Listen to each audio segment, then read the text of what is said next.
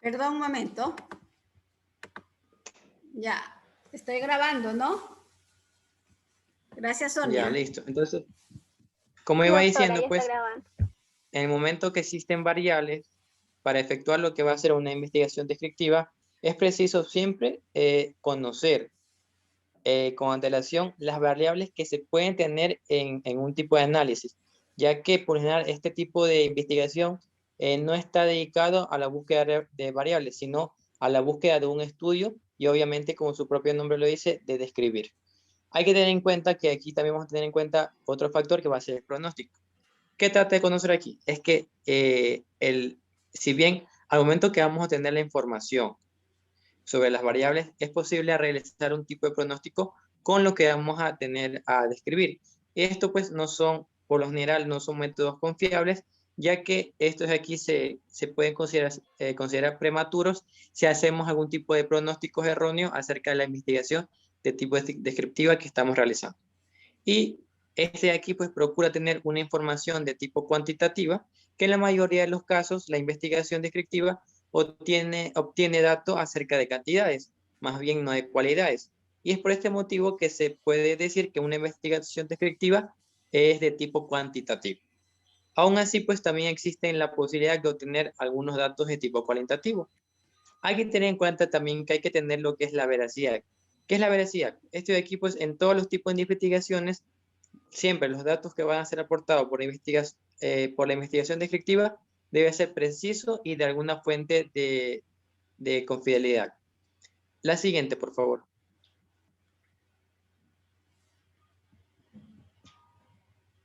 Ya al momento de hablar, ya hablamos de la investigación descriptiva, ahora vamos a hablar en sí lo que es el estudio descriptivo. ¿Qué hay que tomar en cuenta aquí? Bueno, todos los estudios de tipo descriptivo, en la investigación, el investigador siempre se va a limitar a medir la presencia. Dentro de lo que ellos tenemos lo que van a ser las características y la atribución de un fenómeno o un factor dentro de una población en un momento, en un corte de tiempo dado. Eh, Tal sería en sí lo que son los casos de estudios que describen la presencia de algún determinante, como puede ser factor ambiental, social, enfermedad, mortalidad o población. Pero siempre va a estar referido a un momento concreto y sobre todo pues limitándose a describir lo que van a ser los fenómenos sin interacciones, a establecer relaciones, las cuales pueden estar dadas con otros tipos de factores. Por tanto, la principal característica de un estudio descriptivo es que se simule, es que se limite simplemente a lo que va a ser lo que se trata, sin pretender establecer algún tipo de relación con el tiempo o con algún otro fenómeno que está afectando en ese momento, para lo cual pues siempre se va a necesitar lo que es recurrir a un estudio analítico. Ya, yo voy a escribir aquí tu tema, el tema del equipo, ¿verdad? Dicen trastornos de ansiedad y depresión asociados a la hipocondría en tiempos de COVID. Ya. Este es tu tema, ¿verdad? Es el tema de ustedes. Ya, si yo quiero hacer mi estudio descriptivo, imaginémonos que ya hicimos la investigación y todo lo demás. ¿Cómo harías tú la descripción de esto? Ya, en este caso, si nos damos cuenta, pues el tema nos da para mucho. ¿Por qué? Porque estamos mencionando los trastornos de ansiedad y depresión que van a estar asociados a la hipocondría.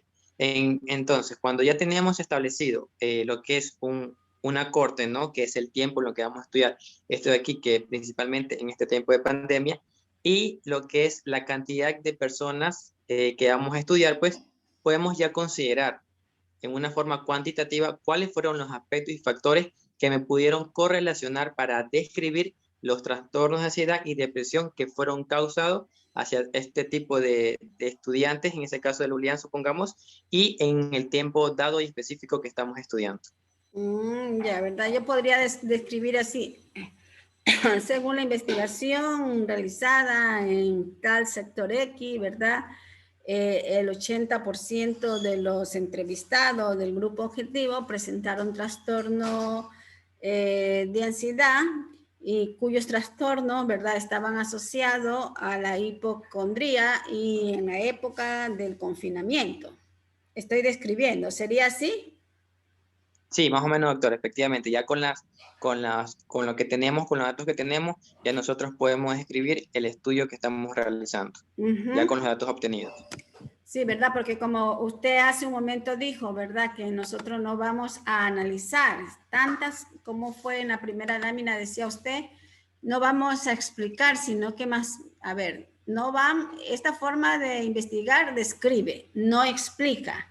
O sea, no vamos a explicar el fenómeno, sino más bien a describir los datos que nosotros hemos encontrado, ¿sí o no?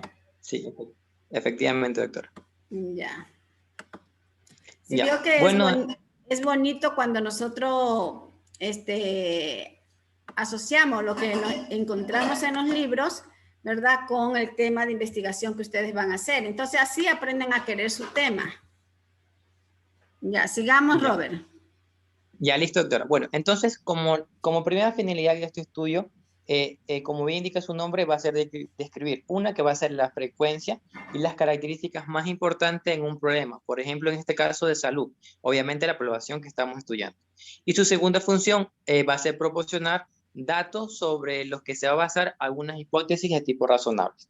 Ahora, algunos ejemplos que podemos citar en estudios descriptivos serían los estudios de incidencia y de prevalencia, que estas son tipos de evaluaciones, o evaluaciones de riesgo, obviamente, que estos se dan en encuestas a una población dada, para citar lo más corriente, y que estos aquí pues pueden constituir en su mayor parte al modelo de estudio más frecuente con el que nos encontramos en este momento.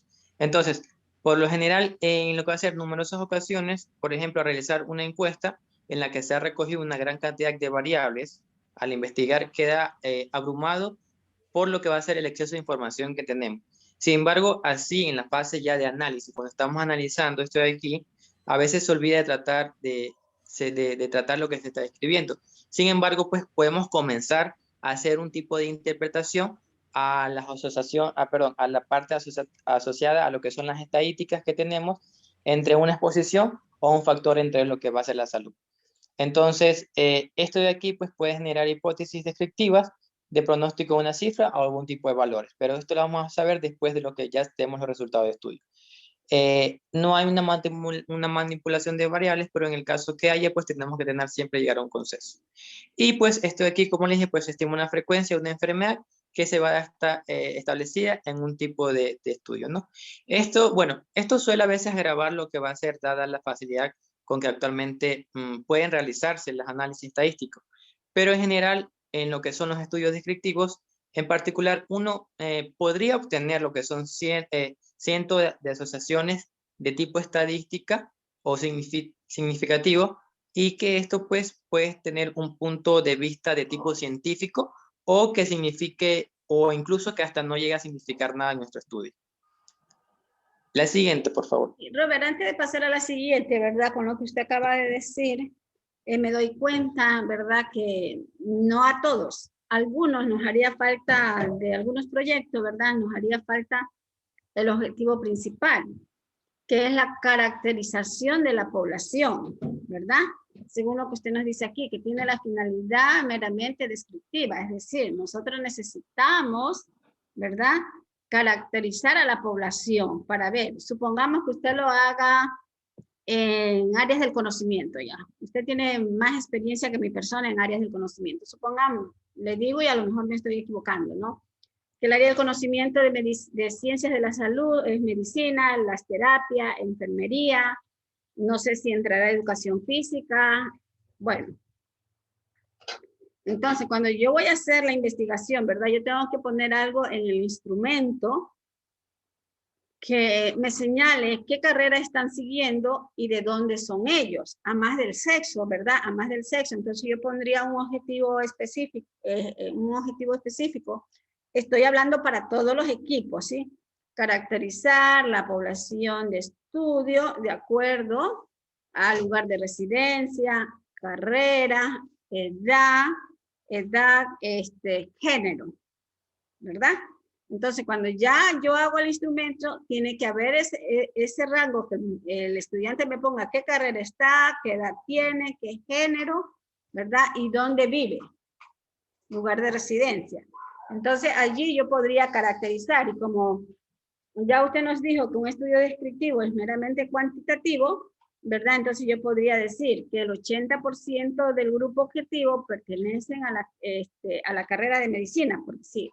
Aunque no debe de haber mayor parte, porque nosotros vamos a seguir un muestreo y el muestreo tiene que ser igual. A lo mejor debería ser, cambio la redacción, que pongamos de la localidad donde vive, podríamos decir que el 80%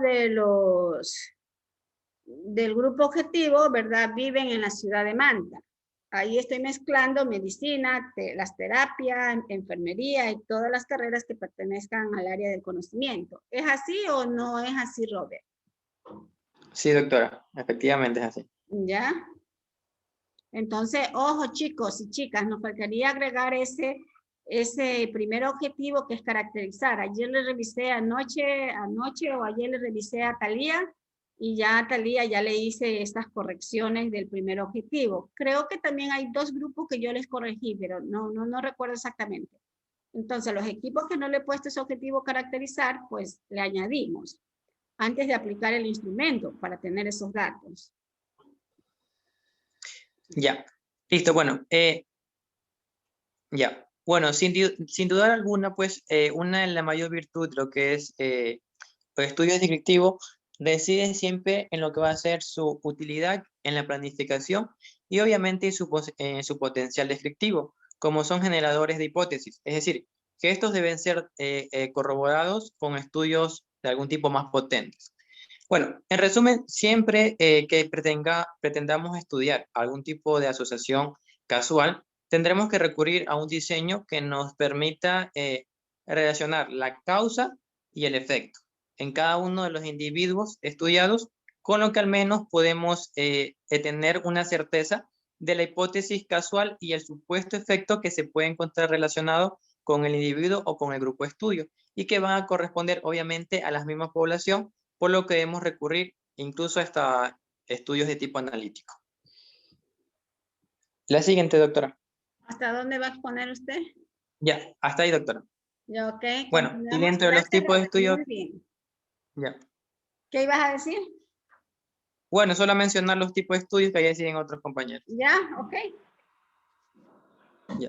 Bueno, entre esos estudios que vamos a analizar y los van a hablar mis compañeros, tenemos los tipos de estudios descriptivos que son estudio de caso, estudio de serie de casos, estudio de prevalencia o estudios epidemiológicos transversales y lo que son estudios de tipos ecológicos. Bueno, hasta ahí, doctora, y siguen mis demás compañeros. Muchas gracias. Muchas gracias a usted, Robert. Muy buena exposición, ¿sí? Continuamos, por favor.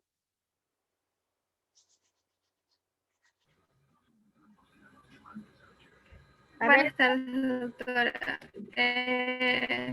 Siguiente, por favor.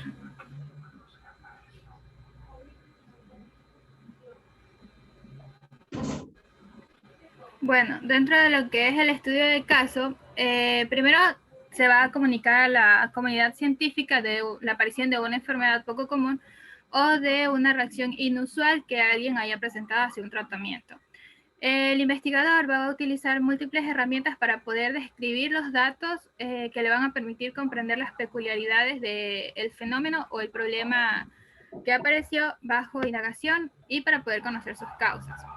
La naturaleza va a ser empírica, lo que quiere decir que va a ser rica en datos y profundos, es decir, como vamos a basarnos en lo que es la observación y después vamos a utilizar lo que es una triangulación de la información con la observación, las entrevistas hacia el médico y las entrevistas hacia el paciente o a sus propios familiares para poder llevar a cabo esto.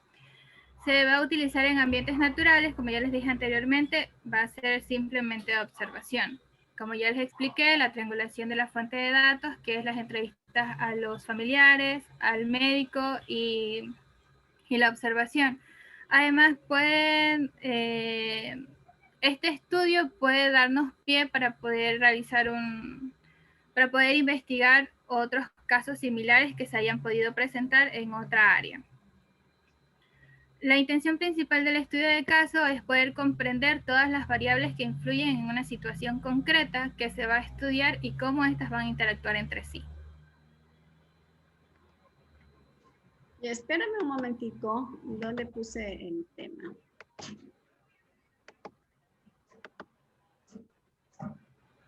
Estabas aquí, ¿verdad? Sí. Ya. Este es el tema. Ya. Cuando usted me habla de las variables, ¿cuáles serían las variables de este tema? Primero identifiquemos la variable dependiente y la variable independiente.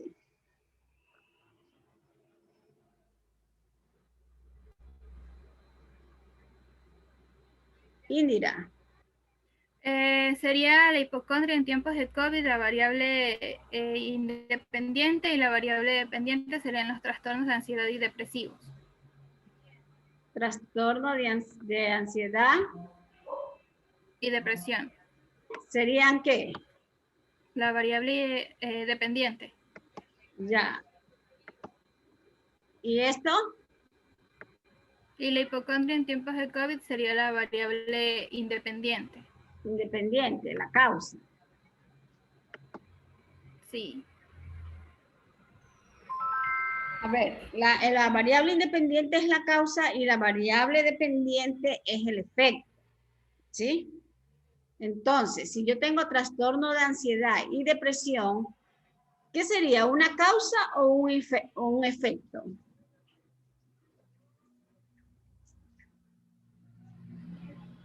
Es que al momento de que le estamos asociando los tiempos de COVID, el paciente puede presentar hipocondría en tiempos de COVID, pero puede desarrollar lo que es el trastorno de ansiedad y depresión. No, yo le pregunto a usted si el trastorno de ansiedad y depresión es un efecto o es una causa.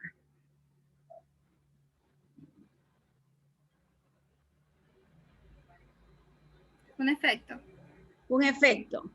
¿Y la hipocondría en tiempos de COVID es un efecto o es una causa?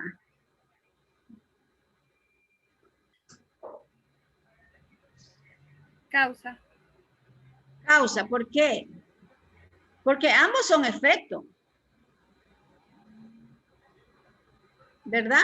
O sea, la hipocondría es un efecto.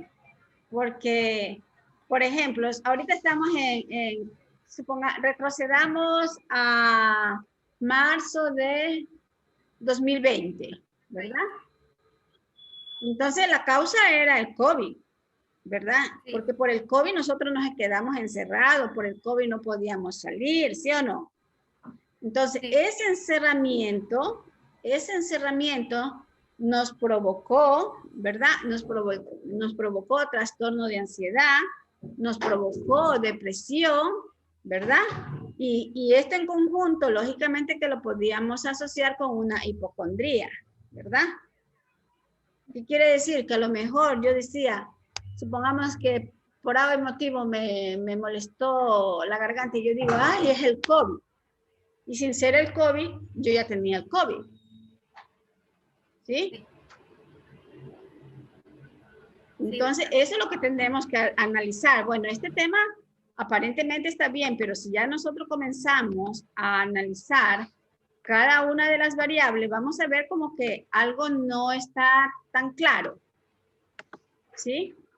Entonces, ese es el truquito para nosotros saber de la variable, si es que nuestro tema está correcto. Saber identificar el efecto y saber identificar la causa. ¿Sí? Ya, sigamos, por favor. Perdón, chicos, un ratito que me está llamando el doctor Naki. Hola, Naki. Dígame.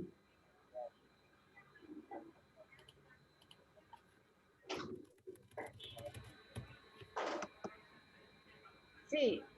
Sí, ñañito, ya vi el número de teléfono, ya hice también el grupo de vinculación, todo.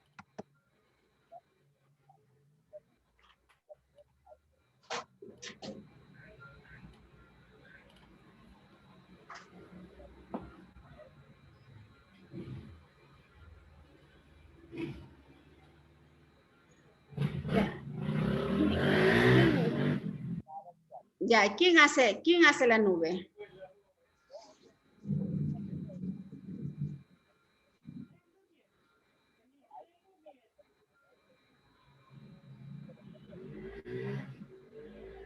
Claro, exacto.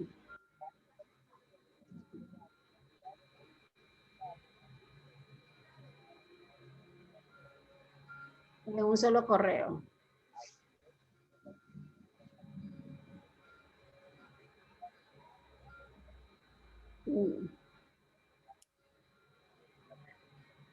Ya.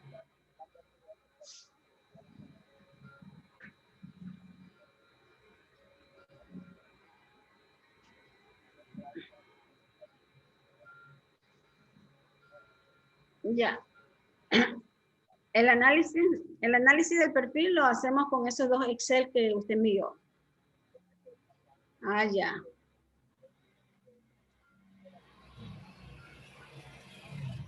Sí. Claro, sí. Yo lo cité esta noche en la reunión. A las 9 tengo una reunión con mi equipo porque yo ya hice el chat. Sí, sí, siempre me cuido de eso. Sí, ya, ok. Dígame, dígame.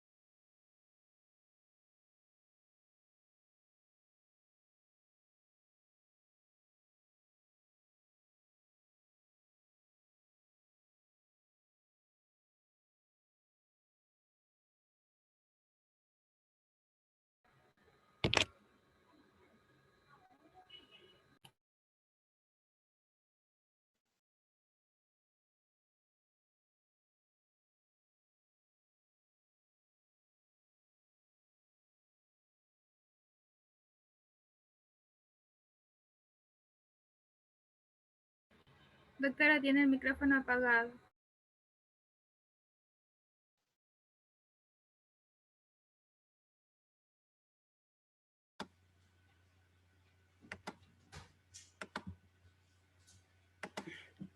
Ya les decía, ¿verdad? Que tendríamos que volver a revisar el tema para poder hacer la identificación, ¿verdad? Correcta de la variable dependiente y de la variable independiente. Ya, continuamos, Indira. Ya, sí, ya. Lo que es en estudio de serie de casos, va a describir la experiencia de un paciente o de un grupo de pacientes con diagnósticos similares. Son estudios clínicos epidemiológicos y van a describir las características de un grupo de individuos que van a compartir características similares, como por ejemplo puede ser una enfermedad que ellos compartan, bueno, que todos estos individuos tengan. La forma habitual de mantener la vigilancia de fenómenos clínicos siendo una fuente de ideas sobre la frecuencia, el riesgo o el pronóstico de la enfermedad. Las observaciones realizadas en el grupo de pacientes pueden conducir a la formulación de hipótesis etiológicas y también van a contener información adquirida a lo largo del tiempo. Por ello, la información o la enfermedad o la aparición de un efecto. Pero estos no pueden hacer una asociación causal, ya que no se puede decir que dependiendo del tipo de frecuencia, es decir, si hay menos... si hay menos factor causa, o sea, hay menos frecuencia, es el mismo tiempo de intensidad del efecto. Es decir, si tiene menos tiempo de exposición, va a tener menos efecto sobre esta enfermedad. Ya, a ver, también... explícame esto con el tema de ustedes.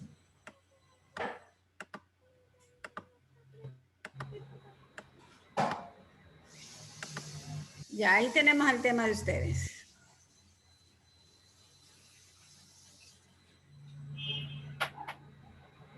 Bueno, entonces aquí tendríamos que estudiar una serie de casos de pacientes, bueno, en tiempo de COVID actualmente, tendremos que estudiar una serie de pacientes que hayan presentado, que sean hipocondríacos o que tengan hipocondría y que puedan desarrollar lo que es un trastorno de ansiedad y depresión. ¿Ya? Entonces, nos damos cuenta que estos pacientes van a tener la misma enfermedad y van a tener la misma causa, pero no podremos decir que unos tengan mayor tiempo de exposición o menor tiempo de exposición y de acuerdo a eso van a tener un efecto. Tendríamos que excluir a los pacientes que tengan, que supongamos que vamos a estudiar unos pacientes que tengan entre 25 y 30 años. Entonces, ese sería uno de nuestros criterios de exclusión. Y también el tiempo de entre 25 y 30 años han tenido el mismo tiempo en casa. Ya, ok. Hasta ahí es mi parte, doctora. Ya, gracias. Continuamos, por favor. Continúo yo, doctora, con los estudios de prevalencia o de corte. Ya. Ya, estos estudios van a ser, como ya lo hemos dicho, un tipo de estudio descriptivo que tiene como función principal recoger datos de una población en un momento puntual y determinado, teniendo en cuenta la prevalencia, la magnitud de la exposición y la población y el efecto de esto sobre la población. Este de aquí va a indagar principalmente sobre la presencia de la exposición o a su vez de un evento conformada en la población. Este de aquí se va a hacer una medición en el tiempo de cada sujeto de estudio. Va a estudiar la prevalencia, es decir, la presencia de la enfermedad tanto en casos nuevos como en casos viejos en una población en un determinado momento. Vamos a tener que, denle un clic, por favor, un clic nomás. Vamos a tener que la prevalencia va a ser igual al total de casos dividido por la población en un momento determinado por 100. En el momento de la evaluación se van a incluir personas que con o sin el rasgo de interés. Supongamos en nuestro caso, en los trastornos de ansiedad, se va a incluir personas con o sin ansiedad que han estado expuestas a la hipocondria por tiempos de COVID para hacer una descripción en un objeto determinado que se lleva a cabo como una descripción de la población en un tiempo puntual. Siguiente diapositiva, doctora. Vamos a tener la presencia. Caterine, ¿y cómo podríamos hacer este estudio de prevalencia o de corte con el tema trastorno de ansiedad y depresión asociada a la hipocondría? Primero tenemos que seleccionar el periodo de tiempo y la población. Supongamos, el periodo de tiempo va a ser desde abril del 2020 hasta noviembre del 2020. Vamos a tener la población de estudio que van a ser los estudiantes de la carrera de ingeniería agroindustrial, supongamos, todos esos estudiantes. Ahí estamos haciendo un estudio retrospectivo. Ya. Pero vamos solo a indagar en la prevalencia, si en esta población ha habido casos de hipocondria y los trastornos de ansiedad y depresión que se puedan asociar a este. Solo no vamos a indagar más, solo vamos a ver el número. Solo es un número para ver la prevalencia en esta población, nada más. Ya. Vamos a tener la presencia o ausencia de la enfermedad y de otras variables, como si estas son cuantitativas y su nivel. Tenemos un ejemplo, por ejemplo, queremos ver la tensión arterial, la glucemia, el colesterol sérico, y se va a determinar los miembros de una población de estudio o una muestra representativa de esta población en un momento puntual. Por ejemplo, vamos a tener que describir las características de un grupo de hipertensos en relación con sus cifras de tensión arterial, colesterol, glucosa y otros factores de riesgo cardiovascular. Este sería un ejemplo. Otro de estos ejemplos sería los censos.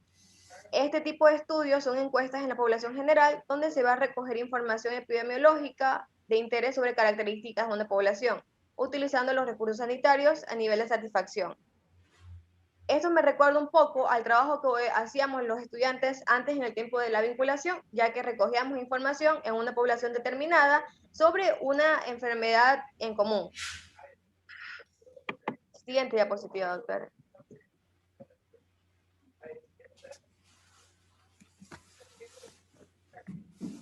Se quedó. Déjame, tengo que dejar de compartir para ver si puedo otra vez.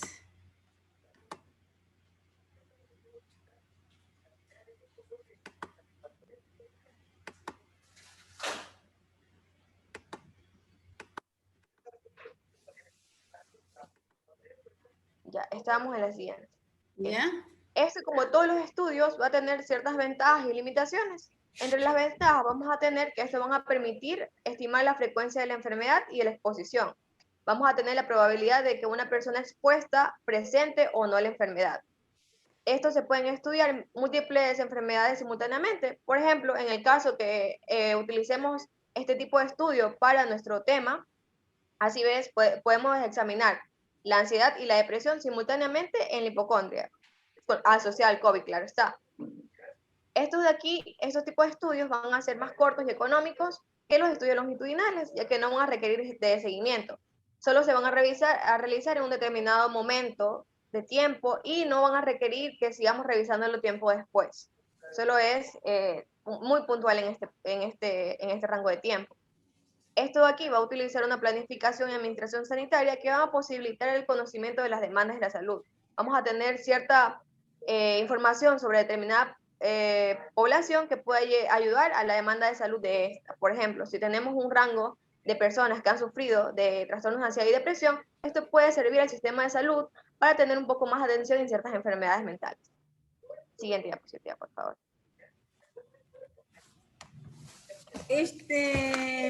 Caterine, yo sé que la mayoría de las investigaciones tienen sesgo. ¿Usted ha averiguado algo sobre el sesgo de la investigación? ¿Conoce? El sesgo de la investigación descriptiva. Sesgo de investigación en forma general. Investigación. O sea, el sesgo de investigación depende del tipo de investigación para tener un porcentaje del sesgo. No, cuando nosotros hablamos de sesgo, bueno, a lo mejor nos estamos refiriendo al error, ¿verdad? Que nosotros podríamos cometer. ¿Qué es lo que dice la literatura? Que el sesgo la especificidad como la... podría definirse como la aparición de un error de forma sistemática y que aparece de forma no aleatoria, es decir, que su aparición interviene en algún diferente del azar, ¿no? Es por eso que siempre nosotros decimos que las investigaciones tenemos que evaluar, la verdad, que debe haber una investigación antes, durante y después. Cuando nosotros hacemos esas evaluaciones antes, durante y después, ¿verdad? Posiblemente tengamos un mínimo de error, el sesgo sea más pequeño. Claro, doctora, pero creo que en este tipo de investigaciones había un sesgo aproximado del 30%, que era un poco alto. ¿Ya? Porque como no se llevaba un seguimiento ni se hacían estudios previos, no era muy confiable, solo servía para datos, para números. Sí, ¿no? Sí, pero bueno, o sea, también yo pienso que depende de la experticia, o sea, que el sesgo o el error puede subir, ¿verdad? De acuerdo a la experticia del investigador. O sea, pienso yo que si hay un investigador que ya es perito en su campo, a lo mejor va a tener menos sesgo, ¿no? ¿A qué lo hacemos nosotros? Que solamente hacemos investigación cuando nos toca, pero no es que siempre estamos haciendo investigación, ¿no? Porque imagínense si nosotros hiciéramos siempre investigación, pues ustedes no recibirían ninguna otra asignatura más, ni yo daría ninguna otra asignatura más, sino que solamente investigación, y estaríamos haciendo investigación. Entonces, esa destreza, ¿verdad? Y eso de hacer o de tener la práctica es la que te va a dar un poco más la confiabilidad de la investigación. Claro, en eso sí comparto bastante, doctora, porque para que haya un poco sesgo debe ser una persona que sea muy experta en determinado campo y las personas que lo acompañen, porque no solo la investigación es una sola persona, un grupo de personas que también sean afines, muy afines al tema, que se vaya a investigar. Tienes toda la razón, Caterine, ¿verdad? En investigación del proyecto 2 nosotros veíamos, ¿no? que deben de haber especialistas, por decir, si voy a hacer de cáncer, ¿verdad? Tiene que haber un oncólogo. y tiene que haber la parte metodológica de la investigación y tiene que estar el equipo y que el equipo debe estar empapado tanto de la investigación que vamos a hacer como de la metodología que vamos a seguir, ¿sí? Entonces tienes ahorita la razón. Por ejemplo, pongamos un ejemplo de nuestro tema. Si nosotros queremos llevar nuestro tema, deberíamos tener un neumólogo para los casos de COVID, un psiquiatra para los casos de ansiedad, depresión e hipocondria y un epidemiólogo para todo esto de lo que es la población, la muestra y los cálculos. Y este equipo puede capacitar a más personas para que sea una investigación un poco más abierta y más grande. Y así podemos tener un sesgo mínimo. Claro, exactamente. Sí. Continuamos. Continuamos. Ya. Este estudio va a tener 3 limitaciones principales que van a hacer que no se va a establecer una secuencia temporal de las variables estudiadas. Como ya mencioné anteriormente, vamos a hacer un estudio de determinado tiempo, entonces no vamos a seguir a hacer el estudio en otra secuencia de tiempo porque solo es el determinado. También no va a ser útil para enfermedades de corta duración o enfermedades raras, ya que se va a medir la prevalencia. Supongamos que en una enfermedad rara de un linfoma no Hodgkin vamos a tener una prevalencia solo entre 1 entre 1000 habitantes. Que cuestionamos que tenemos que investigar y darle una encuesta a 1000 habitantes para solo conseguir uno, cosa que no nos beneficia. En cambio, si hacemos una investigación de 1000 personas con hipertensión y diabetes, vamos a encontrar que acerca de un 300 o 400 personas en el ámbito de Manaví pueden tener este tipo de enfermedades y como es multidisciplinario, podemos también evaluar otras enfermedades asociadas a la hipertensión, como la diabetes o un grado de enfermedad renal. La última de las limitaciones va a ser que este aquí no puede estimar un riesgo, solo va a determinar un factor. Por lo tanto, no informa sobre la asociación real entre las variables. Lo máximo que puede comparar entre estos va a ser el grupo de edad, la persona, el tiempo y las enfermedades que éste padece. Ya, te pregunto, te hago una pregunta, Caterine. Usted que conoce más a sus compañeros, está más en contacto con ellos, ¿verdad? Ya usted está en 7º semestre. ¿Usted cree que, solo le voy a preguntar si en medicina hay casos de distimia? Yo creo que podría preguntar eso, pero sí habría casos. La verdad, yo creo que sí habría casos. O sea, yo conocí uno, pero ahí eso se me vino a la mente cuando usted dice, no, bueno, si vamos a investigar cierta patología, a lo mejor dentro de 1000 vamos a encontrar uno, ¿verdad? Claro, ahorita viendo psiquiatría, la doctora Diana nos ha dado una pequeña encuesta una encuesta psiquiátrica para evaluar varios trastornos. Y la verdad, yo se la he hecho a 20 pacientes, 20 compañeros, y sí ha habido casos de ansiedad, depresión, incluso uno sospechoso de distimia, solo en 20 pacientes. No sé si puede haber sido la suerte de encontrar a este paciente o que pueda haber sido, tenga una prevalencia alta, solo que como en Ecuador la salud mental es muy desvalorada y muy menos estudiada. Porque en otros países como Argentina es normal que las personas vayan a un terapeuta o un psiquiatra, pero en Ecuador solo 1 de cada 10 personas va a un psicólogo. Así es. Pero yo con esto termino. Ya, y esos datos que obtienen con la doctora Diana, ¿lo van a publicar? ¿Van a hacer algún artículo?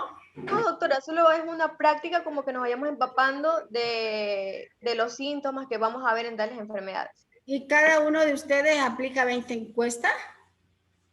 No, doctora, yo ya las hice el semestre pasado, solo fue como una práctica simple. No sé si los chicos lo harán ahorita. Ah, pero en tu curso todos aplicaron 20 encuestas. Sí, pero no era específicamente a los compañeros de medicina. Unos querían ser a los compañeros, otros a otras personas. Ah, porque mira, a mí me parece que ustedes están desperdiciando los datos, porque ustedes tranquilamente podían hacer un artículo científico, no de revisión literaria, sino de algo que ustedes han investigado. Igual la doctora tiene todos esos datos porque fueron en físico, se les escaneó y fueron en físico, pero no sé, creo que ya es cuestión de ella. Creo que puede ser que sea una buena idea para una siguiente investigación más organizada. No, yo más bien diría que las personas que hicieron estas investigaciones se apersonen con la doctora Diana y le diga, doctora Diana, ¿qué le parece si lo que nosotros investigamos lo vamos a publicar en la revista de Ciencias Médicas? Si ustedes revisan la revista de Fisiología, ¿verdad? A mí me gusta la forma del doctor García, ¿no? Él, por ejemplo, manda un tema generalizado a todo el mundo, o sea, a los estudiantes de él.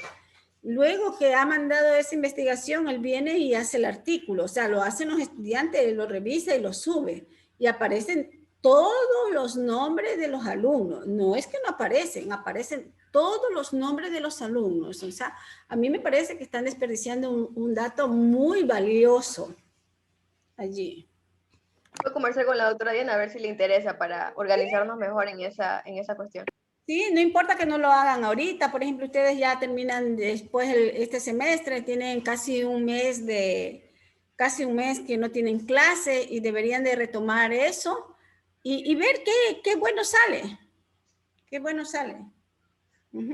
Ya, gracias, Caterine. Muy bien. Gracias, doctora. Bueno, pues buenas tardes con todos. Finalmente dentro de las categorías de los estudios descriptivos encontramos al último estudio, que es el estudio ecológico. Bueno, pues los estudios ecológicos son uno de los diseños de estudio más sencillos y frecuentemente empleados en la descripción de la situación de la salud o en la investigación de nuevas exposiciones en poblaciones humanas. Pero bueno, sin embargo, por lo ilimitado de sus mediciones pueden ser más susceptibles a sesgos que los estudios que se basan en observaciones individuales.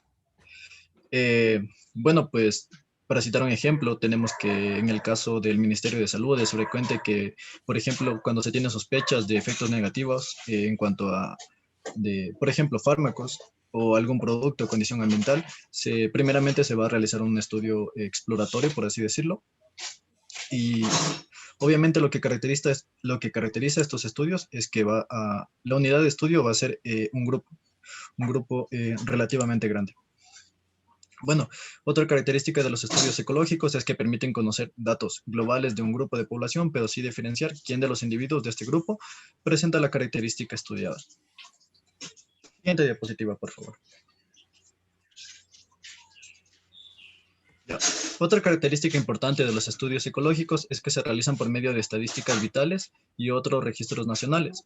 También se pueden considerar factores sociales, comunitarios o grupales que sean relevantes. Lo mencionaba anteriormente, el caso del Ministerio de Salud Pública, ¿no?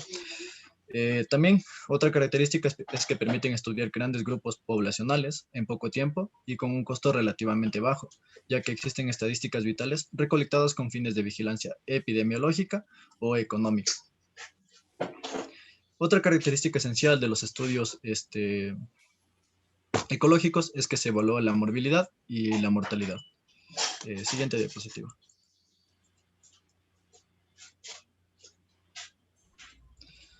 Ya, tenemos dos tipos principales de estudios ecológicos. El primer grupo son los estudios ecológicos exploratorios y el segundo son los estudios ecológicos correlacionales. Los estudios ecológicos exploratorios son el principal grupo dentro de los ecológicos, ya que relacionan los valores de exposición como un factor de nivel grupal. Como por ejemplo, podemos mencionar la densidad de la población o la tasa de crímenes. También, como característica, encontramos que la población o comunidad es la verdadera unidad en estudio para realizar comparación con otras zonas geográficas o durante el tiempo también. Ya, David, tengo una pregunta. Sí, ¿sería un estudio ecológico exploratorio si nosotros queremos investigar personas que pagaron $25 por ponerse una vacuna contra el COVID?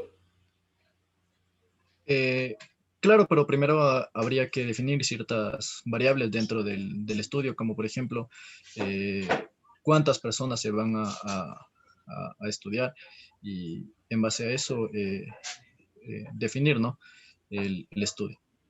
Sí, bueno, ahí si quisiéramos hacer la investigación, ¿verdad? Tendríamos que ir a la policía a pedir las denuncias que han hecho las personas y lugar de vivienda y todo para poder acceder a realizarle el instrumento que nosotros preparemos, dependiendo de cuáles sean los objetivos de nuestra investigación. Claro, y el estudio ecológico, al ser un estudio descriptivo, lo que se trata de evaluar aquí es cuantitativamente y no en calidad. Y en el caso en el caso que me está planteando usted, creo que eh, sí sería factible aplicarlo de esa forma. Ya. ¿Sigo? Sí, siguiente diapositiva, por favor. Y bueno, pues finalmente encontramos los estudios ecológicos de correlación. Esta, a diferencia del anterior, como su nombre lo indica, se va a buscar una relación entre dos comunidades. Recordemos que un estudio ecológico está caracterizado porque el grupo de estudio va a ser una comunidad relativamente grande o un grupo poblacional. Y bueno, como característica también encontramos que relaciona los valores de exposición estimando el promedio del grupo. Aquí tenemos un ejemplo. Por ejemplo, sería el caso de un estudio donde que se va a evaluar la ingesta de grasa de los individuos de una población determinada. Y por ejemplo, aquí se obtiene como resultado el ingreso de grasa per cápita. Es decir, estamos evaluando la media en general de toda la población, pero no únicamente o particularmente a cada individuo. Y finalmente, la característica final de los estudios ecológicos de correlación es que la variable a nivel grupal sirve de sustituto. Ya, le pregunto a usted, si usted quisiera hacer el tema que está ahí, trastorno de ansiedad y depresión asociado a la hipocondría en tiempo de COVID-19, ¿usted lo podría transformar para que sea un estudio ecológico de correlación? Se lo podría hacer, doctora, pero principalmente, o bueno, en primer lugar, tendríamos que cambiar la población de estudio. En nuestro caso estaba limitado a lo que son las áreas de conocimiento. Al ser un estudio ecológico, creo que sería mejor hacerlo a nivel de universidad o de universidades, tanto de Manabí como de Ecuador. Ese sería el primer aspecto. Y el segundo aspecto, como le mencionaba anteriormente, el estudio ecológico es un estudio descriptivo y por lo cual el tema en general sería de buscar de evaluar cuantitativamente, más no cualitativamente.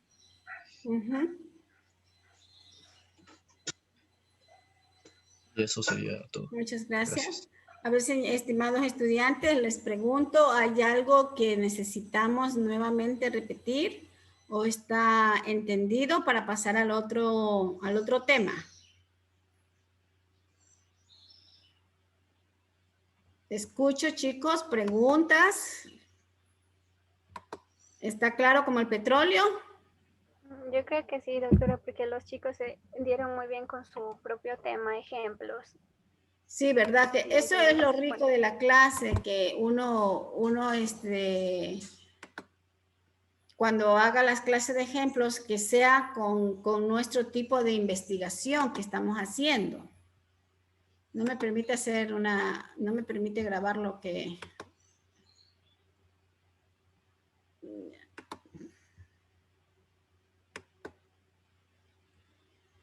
Entonces, ahora, ¿verdad? Nos toca el siguiente tema. Perdón. La siguiente temática, que es sobre estudios de corte, ¿verdad? Que ya de una u otra forma ya ustedes también han tocado. Es el grupo 5. A ver, voy a hacer una pregunta. Camacho Ramiro Paul Sandro. Camacho Lozano Paul.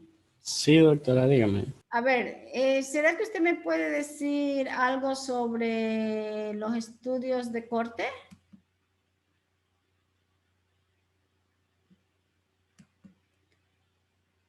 Hola. Hola, doctora. Claro. A ver, escucho. Ya, bueno, estos de aquí, recuerdo que los compañeros decían que indagaban sobre la presencia de la exposición o del evento, pero esto después de que se confirmara la población. Ya, ¿qué También, quiere decir? Que ibas a, o sea, esto quiere decir es que tú vas a tener, ¿verdad? Personas que presentan tal patología y personas que se han expuesto, ¿verdad? A ese fenómeno.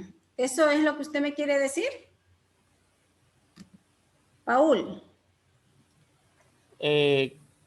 o sea, una vez nosotros determinamos la población y de ahí determinamos los que se van a exponer a este factor. ¿Ya? A lo que estamos investigando. O sea, cogen población sana, ¿Sí? Claro.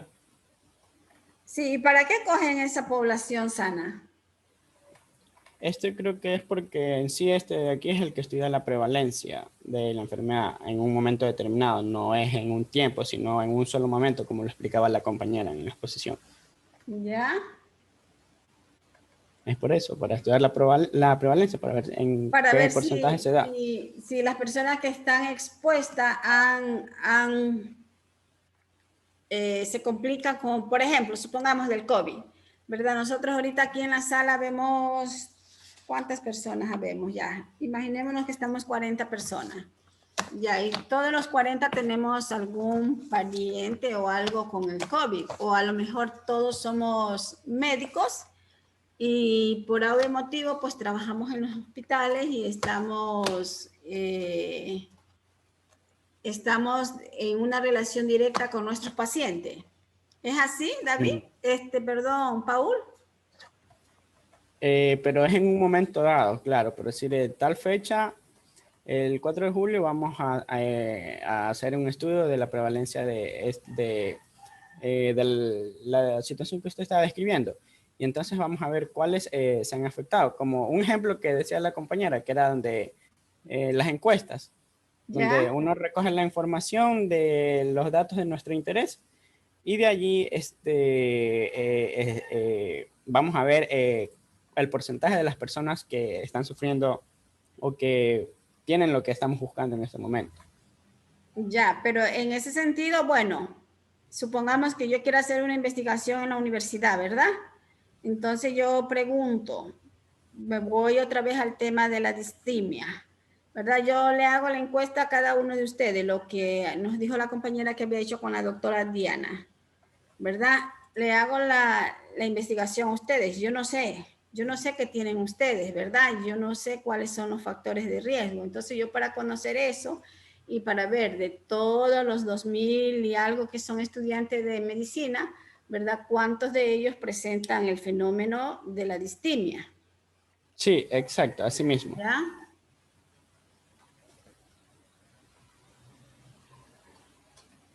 Chávez. Chávez. ¿No está Chávez? Chala. Chala. Dígame, doctora. A ver, mija, los compañeros nos van a hablar sobre un riesgo absoluto, ¿verdad? Que tiene que ver con la investigación, un riesgo relativo, una reducción de riesgo, ¿verdad? Que también van a tener, y la reducción relativa de riesgo, ¿verdad? Yo le pregunto, Sí, doctora. es una pregunta de razonamiento, eso no la va a encontrar. Michelle, yo le pregunto a usted, ¿será que todo lo que nosotros hagamos podemos correr un riesgo o podemos hacer algo que sea riesgo cero? La verdad, cada investigación conlleva un riesgo porque como su palabra lo dice, es una investigación, doctora. Y como yo ya les puse anteriormente, sea o no esta una investigación novedosa, todas van a llevar riesgo en este caso.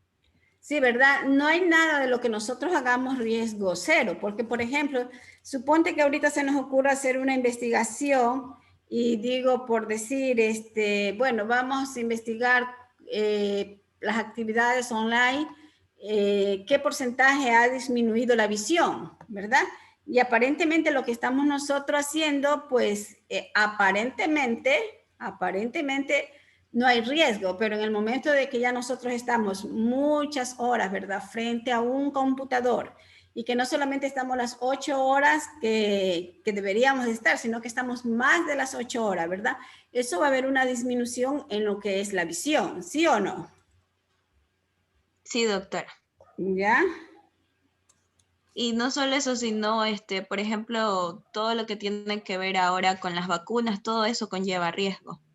Ah, que conste que yo no lo he dicho, ¿verdad? Nosotros tampoco no sabemos a qué riesgo nos metemos si nos vamos a poner la vacuna, ¿no? Muy bien. Entonces nosotros tenemos que correr ese riesgo. Ya, gracias. Richard Barresueta. Richard Barresueta, ¿se ha escapado hoy día? Sí, no, doctora, aquí estoy. Es que ahí mi internet estás. es un poco lento. A ver, Richard. Cuando hablamos de los estudios de corte prospectivo, ¿a qué nos estamos refiriendo? Que estamos viendo como una palabra de prospección. Un posible resultado. Futuro. Actual o futuro, ¿verdad? Porque los estudios prospectivos son... Puede ser actual, puede ser futuro. Sí, ¿verdad? Nosotros podríamos decir, supongamos que ya voy a tomar el ejemplo de Meilín, que puso las vacunas de COVID, ¿verdad? Podríamos hacer como un estudio prospectivo. Después de 2 años, ¿qué pasa con la gente que se puso la vacuna de Pfizer, AstraZeneca? ¿Cuál otra vacuna hay? La Sinovac y la Johnson. Sinovac. Y esas otras nuevas que dicen que van a venir ahora acá a Ecuador, ¿no? Entonces nosotros podríamos hacer un estudio, pero prospectivo, ¿verdad? Ir teniendo, por ejemplo, un muestreo. A ver, estas personas se pusieron a Pfizer, estas se pusieron a otra vacuna, estas se pusieron... Y nosotros hacerles un seguimiento hasta a ver qué pasa en 2 años. Si aún seguimos con vida o no. O qué efectos colaterales podríamos desarrollar por haber recibido la vacuna. Claro, y ahí sería realizar datos en el transcurso del tiempo. No te escucho, Richard. Digo que ahí sería como quiera analizar datos que van saliendo en el transcurso del tiempo. Claro, de un tiempo determinado. Tienes tu audio pésimo, no se te escucha. Digo, doctora, que ahí hay que analizar los datos que van apareciendo en el transcurso del tiempo que se determinó. Claro, exactamente. ¿Sí? A ver, ¿quién tengo por aquí? Ponce, Sonia. Presente, doctora, dígame. Sonia, hace un momento yo hice una pregunta sobre sesgo. ¿Qué usted me puede decir sobre el sesgo de la investigación? En este caso estamos hablando de la investigación descriptiva cuantitativa, ¿verdad?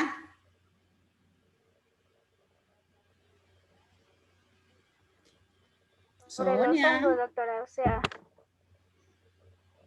Hola, doctora. Sí, mija, aquí estoy.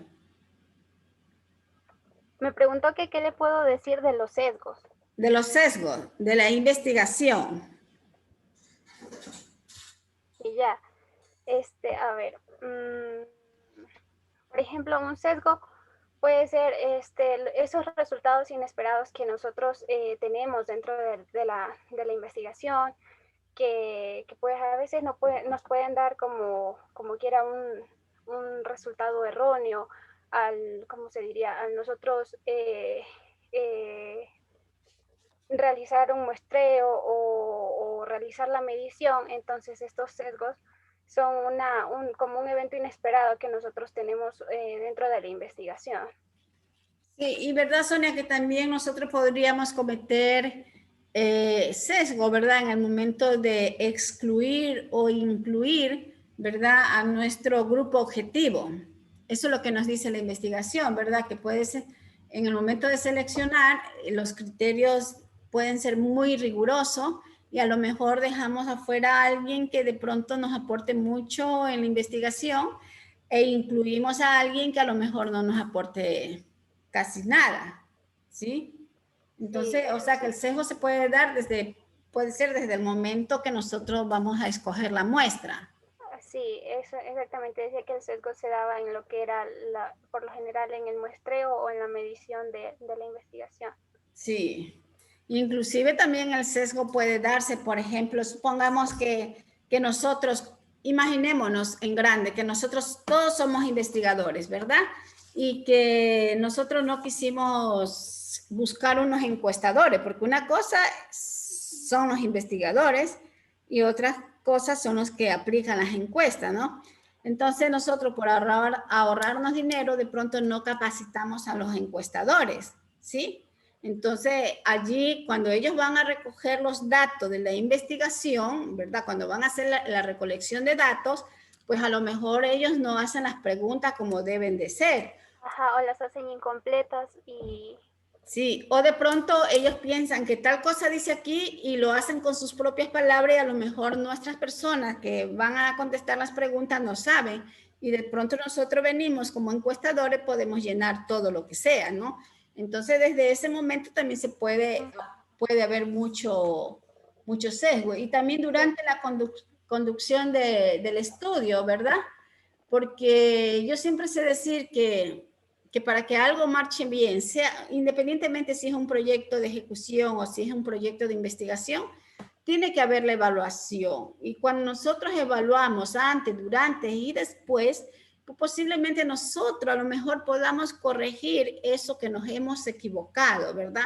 Sea por lo que sea, nos equivocamos y entonces nosotros volvemos a revisar. Ya, y podríamos, ¿ya? Un poco, ¿verdad? Es lo que pasa cuando yo les reviso el trabajo del proyecto, ¿no? Por ejemplo, en el caso de los compañeros que expusieron, yo les dije que hay que revisar el tema, ¿sí? Porque para sacar las variables dependiente y dependiente, o sea, puede ser el mismo tema y a lo mejor lo ponemos al revés. Y así podríamos obtener las variables dependiente e independiente sin cometer errores, ¿ya? Y yo siempre recomiendo a los chicos, ¿verdad? Que cuando hagan su proyecto pongan, por ejemplo, revisión 1, hagan una carpeta que diga revisión de proyecto, ponen revisión 1, dejan el archivo, revisión 2, revisión 3, revisión 4, porque muchas veces hay datos que a lo mejor suprimimos en la primera revisión y que en la tercera revisión es necesario ponerlos, ¿sí? Y por eso yo siempre sé decir, nunca se monten en el mismo archivo, sino que generen otro archivo, bien por fecha o bien poniendo revisión 1 o revisión 2. ¿Sí? Bueno, entonces vamos a continuar, ¿verdad? Con la exposición. Es el grupo 5. Espero que el archivo que yo tengo aquí sea el exacto, que no hayan cambiado.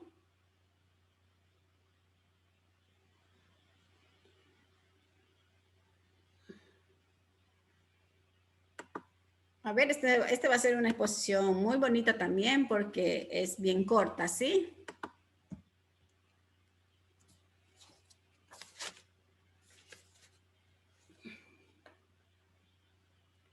Ariana, ¿usted es la líder del equipo? Es la compañera López Plaza. Gabriela. A ver, Condoy. Voy a tomar lista. Condoy. Presente, doctora. López. López. Doctora, espérala un ratito que ya se está conectando. Tuvo problemas con el internet.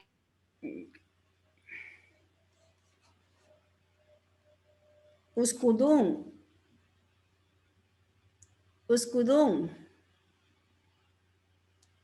Nevares. Presente, doctora. ¿Solo está Ariana? ¿Ariana, solo usted? No, sí estamos. Es que Paul tiene problemas con el audio. López está tratando de conectarse y Condoy sí dijo presente. Ya, a ver, iniciemos con Darío.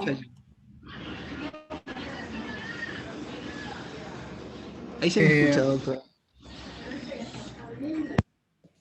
Darío, empecemos. Buenas tardes, doctora. Buenas tardes, compañeros. Bueno, el tema que vamos a tratar son los estudios de cohorte. Somos el grupo número 5.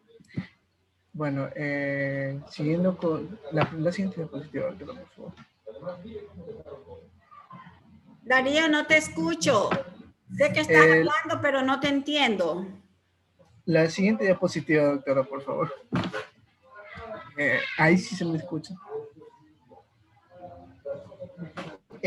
Bueno, para hablar de los estudios de cohorte, tenemos que dar principalmente lo que es una descripción de qué es el estudio de cohorte. Sí, bueno, una descripción breve y rápida vamos a dar en consecuencia que los estudios de cohorte, o sea, son estudios que tienen como objetivo determinar la asociación entre un factor de exposición y el desarrollo de alguna enfermedad, ¿sí? O de un EI, que es básicamente un evento de interés, a partir de lo que es estimación de riesgos y conocer lo que es la historia natural o el curso clínico del evento de interés o de la propia enfermedad. Bueno, para dar en contexto, damos en que el estudio de cohorte tiene lo que son diferentes características y diferentes ventajas. Principalmente las características que podemos dar en el cuadro. Un ratito. Bueno, en las características que podemos dar en el estudio están las que se muestran en pantalla en la primera diapositiva, que son la edad, la fecha de nacimiento, exposición, evento de interés y la intervención preventiva, que son cada una de las características principales que van a fomentar lo que es un estudio de cohorte.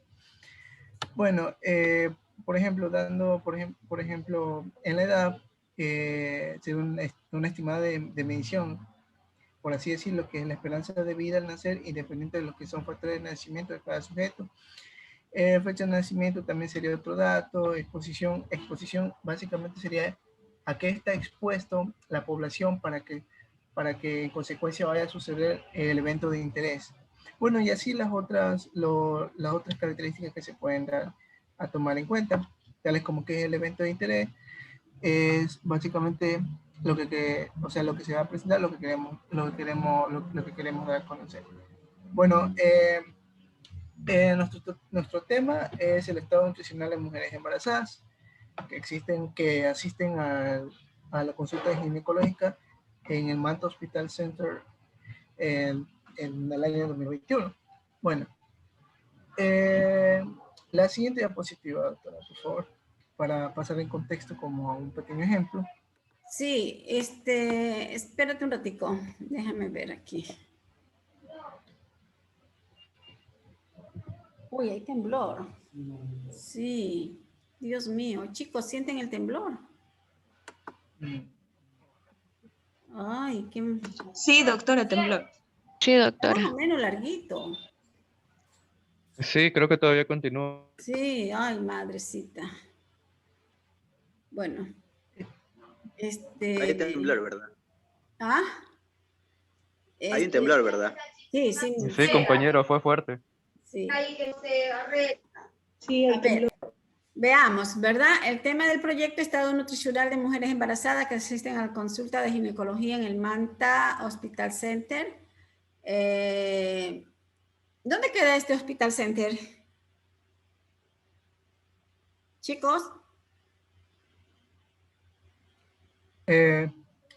Sí, doctora. ¿Sí? Disculpe que no le... Ya, el Hospital Center. ¿Dónde es? No sé exactamente la dirección, pero queda muy cerca ahí de la... No sé si queda atrás del hospital de aquí de Manta. El Hospital de Zambrano, ya, les pregunto. ¿Ustedes cómo van a atender, cómo van a investigar el estado nutricional de estas mujeres embarazadas? Para nosotros, de momento, estamos aplicando esa encuesta. No, esa ficha que le mostré esa vez en la tutoría, no sé si recuerdo. Ya. La ginecóloga que trabaja en ese centro nos va a facilitar las historias clínicas de las mujeres embarazadas y a partir de ahí vamos a poder empezar a llenar los datos. Ah, ya, ahí sí, porque lo que yo no quisiera es que mañana o pasado ustedes vayan a coger el COVID y vayan a decir que es porque fueron a hacer una investigación, ¿sí? Entonces yo lo que yo quiero es que la menos exposición, ¿verdad? A que ustedes puedan estar en riesgo. ¿Ya? Continuamos, por favor. Bueno, hablando de la metodología de lo que son los estudios de cohorte, estos se caracterizan principalmente porque se define lo que es la población de origen, o sea, la población en la que vamos a constatar lo que es el evento de interés, ¿sí? ya que de esta va a derivar lo que son los diferentes cohortes elegibles para lo que son el estudio. Sí. Principalmente también, perdón, para elegir lo que son las cohortes, lo que son los expuestos y las cohortes de no expuestos. ¿Qué quiere decir con esto? Que en la población que vamos a dar a elegir se va a dividir en dos, por así decirlo, en dos partes, que vamos a constatar de la población que va a estar expuesta a un factor de riesgo y la que no va a estar expuesta a un factor de riesgo para el subdesarrollo a largo plazo de lo que es el evento de interés. Eso sería en instancia esencial lo que es la metodología de una forma más sencilla, o sea, de explicarla. Es decir, se coge la población, se divide en dos partes, dependiendo de las personas que tienen factor, o sea, que están expuestas a un factor de riesgo y las que no. Y básicamente otra de las características de la metodología es en qué momento, o sea, en qué momento se va a empezar el seguimiento de lo que son ambas cohortes que no presentan el evento de interés. Cabe destacar que en la metodología las propias cohortes o la población debe ser una población en sí sana, sin que no se presente lo que es el evento de interés, ya que este se va a estudiar a su desarrollo después por medio de la cohorte que está expuesta a factor de riesgo. Una de las características de la metodología es que se deben tomar en cuenta lo que son la medición de factor de riesgo o exposición que esta puede tener, o sea, que esta puede estar determinada mediante el tiempo que la persona esté expuesta al factor de riesgo o mediante el tiempo que se conlleva la intervención. Una de las pautas es que en los estudios de cohorte, lo único que se puede, o sea, que se puede, por así decirlo, aceptar de una pérdida del seguimiento del cohorte es de alrededor de un 20%. Ya después de eso, ya después del 20%, por así decirlo, el estudio no serviría, ya que no tendría de una manera clara el seguimiento adecuado, es decir, hubiera un lapso muy grande de sesgo. La siguiente diapositiva, doctor. Bueno, y en esta diapositiva damos lo que son, o sea, lo que son ventajas y desventajas. Bueno, como está, algunas ventajas que se pueden nombrar, por ejemplo, es un único método para determinar lo que es incidencia, es un diseño ideal para estudiar historia natural, como se menciona, ya que se va a dar un desarrollo a través de lo que es el tiempo. Una de las desventajas es que tiene un alto coste económico, ya que como el estudio va a derivarse a través del tiempo, va a ser, por así decirlo, largo. Sí, y otra de las ventajas es que existe una secuencia temporal de exposición, es decir, que vamos a ver con claridad cómo se va a desarrollar lo que es el evento de interés mediante los factores de riesgo adecuados a la persona. Bueno, eso es, por así decirlo, un pequeño ejemplo de lo que puede ser de ventajas y ventajas de estudio de cohorte. Bueno, ¿verdad? No podríamos decir que el estudio de cohorte es perfecto y que solamente tiene ventajas y no desventaja. O sea, yo pienso que es como nosotros sabemos decir, si hay lo positivo, pues tiene que haber lo negativo, ¿no? Entonces, si hay ventaja, pues también, pues, lógicamente nos va a dar desventaja el estudio. Y es por eso que muchas veces, pues, nosotros tendríamos que aplicar una o dos herramientas para que nuestro margen de error sea mínimo. Continuamos, por favor.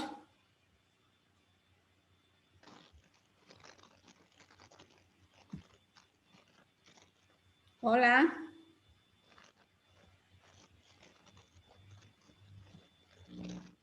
Ahí le toca a la compañera Gabriela, creo, doctora. A ver, por favor.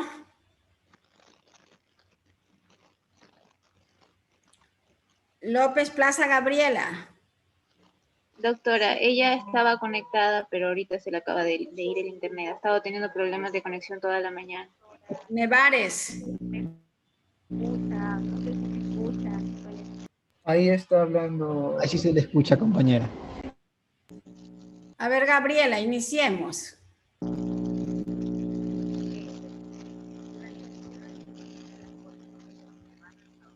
Gabriela, no te escucho. Ahora, doctora. Ahí sí, por favor, mantenga el volumen de su voz así alto. Sí, por razón.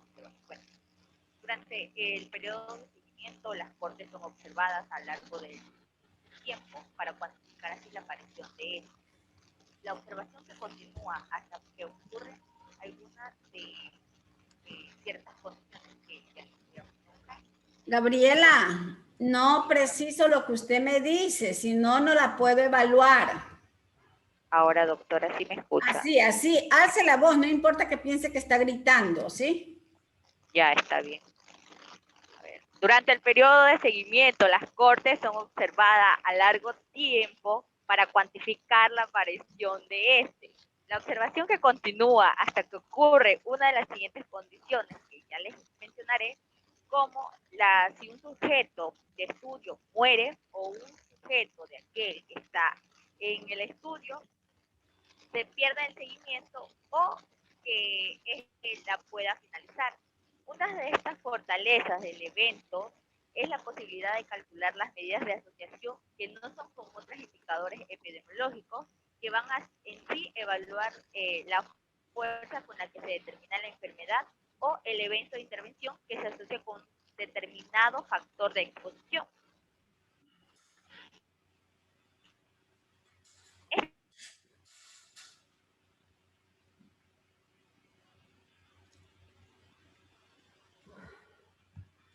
Gabriela.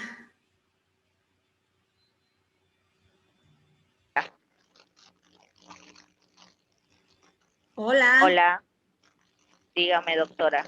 Mamita, es que tú empiezas con un volumen alto, pero después te bajas y ya no te escucho. O sea, mantenga el ritmo de la voz, ¿sí? No importa que usted diga que está gritando, pero lo importante es que yo la pueda escuchar para evaluarla.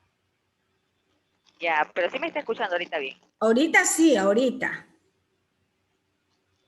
Ya, a ver. Bueno, ¿continúo, doctora? O... Sí, mira, continúa sobre las medidas de efecto y de impacto, ¿sí? Ya, a ver, ya está bien. Las medidas de asociación e impacto cualifican la relación entre las variables de exposición o factor de riesgo. Para estas se entienden como medidas de efectos aquellas que se basan con el cálculo de un cociente, por lo que va a permitir cuantificar la ocurrencia del evento de interés en grupos que difieren la existencia de ciertas variables. Estas son las tasas de incidencias o riesgo absoluto y el riesgo relativo. Se entiende como medidas de impacto aquellas que se basan en la diferencia. En general van a implicar la contribución de un determinado factor de la producción de un evento de interés entre lo que están expuestos a él. Por este motivo se dice que las medidas de impacto van a indicar el riesgo de enfermar que podría evitarse si se elimina la exposición, y estas son representadas principalmente por la reducción absoluta del riesgo, el impacto y también las tablas de contingencias que se simplifican entre los cálculos. Como mi compañero ya había indicado con respecto a nuestro tema, que sería el trastorno alimenticio en mujeres embarazadas, pues aquí se tomaría en cuenta el grupo expuesto y el no expuesto. El no expuesto serían las mujeres que no se encuentran embarazadas. La siguiente, por favor. Con respecto al riesgo absoluto, o también conocida como incidencia, va a corresponder al número de sujetos que se presentan en el evento de interés en un momento dado de tiempo sobre los números de sujetos en riesgo. Este valor se puede expresar como un número absoluto o en porcentaje. Con respecto al riesgo relativo, este representa la fuerza de asociación entre la exposición del evento investigado, revelando así la probabilidad de que se desarrolle el evento investigado en los expuestos a un factor de riesgo y los que no estén expuestos. Aquí en este caso, como lo indicaba, pues el evento de interés pues, serían las mujeres que están embarazadas. En este transcurso de tiempo, dependiendo de cómo sería la muestra, pues si existe algún aborto o si llega a finalizar así su periodo. Por eso es importante evaluarlo en un tiempo largo. Con respecto a la reducción absoluta de riesgo o también reconocida como reducción atribuible del riesgo o riesgo atribuible, corresponde a la diferencia entre el riesgo en el grupo sin el factor de riesgo en estudio y el riesgo en el grupo de el no expuesto. Es decir, prácticamente la reducción de riesgo de aparición o un evento de investigación en el grupo de sujetos con la intervención de estudio respecto a los sujetos que no van a recibir esta intervención y que prácticamente recibirían un placebo o una intervención diferente. La siguiente, por favor. Ya te pregunto, Gaby. Ya, ¿cuál sería el riesgo absoluto en el estudio de ustedes que es sobre el estado nutricional de las embarazadas? Ya, en este caso podría ser la pérdida del peso, porque si una mujer embarazada no se alimenta correctamente, prácticamente, aparte de que ella pierde peso, no se aporta los nutrientes necesarios al peso. ¿Verdad? Aquí habrían dos riesgos, bien índice de masa corporal bajo o índice de masa corporal hacia arriba, ¿verdad? Porque podríamos tener embarazadas con índice de masa corporal bajo y podríamos tener embarazada que se ha excedido en su índice de masa corporal, que ha subido más peso, ¿verdad? De lo que debió seguir según sus semanas de gestación. De todo el total que nosotros tengamos, ¿no? Porque obvio que también nos van a dar mujeres con un estado nutricional normal, embarazadas. ¿Es o no es así? Sí, doctora, por eso es que se tiene que tomar en cuenta, como ustedes lo comentaban, las mujeres embarazadas que tengan riesgos, las normales, y las que tengan un riesgo más bajo, por decirlo así.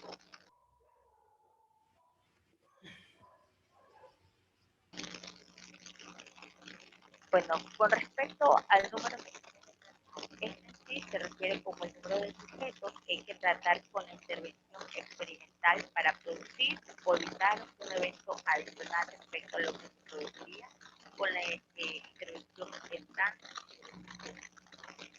El número necesario a dañar esta sí se define como el número de sujetos que deberían recibir la intervención experimental en lugar de la estándar o el Gaby, la voz.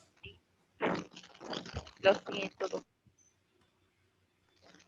A ver, bueno, con respecto al número necesario a tratar, esta se define como el número de sujetos que hay que tratar con intervención experimental para producir, evitar un evento adicional respecto a lo que se podía producir intervención estándar o el placebo.